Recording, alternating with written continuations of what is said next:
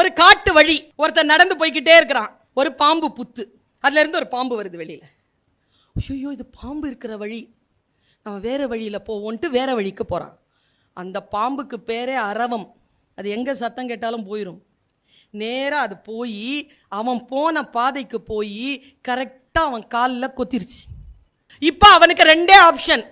ஒன்று, பாம்பை போய் கேட்கலாம், நியாயமா உன் வழிக்கா நான் வந்தேன், என்னை ஏன் துரோகம் பண்ண, என்னை ஏன் கொத்துன, நான் இப்போ இருக்கிறதா சாவுறதா, உன் விஷம் என்ன என்ன பண்ணும் தெரியுமா உனக்கு என்று பாம்பிடம் நியாயம் கேட்கலாம். இல்லை என்றால் கொத்தப்பட்டு விட்டோம், விஷம் ஏறிக்கொண்டிருக்கிறது, விஷத்தை குறைப்பதற்கும் விஷத்தை முறிப்பதற்கும் மருந்து தேடலாம்.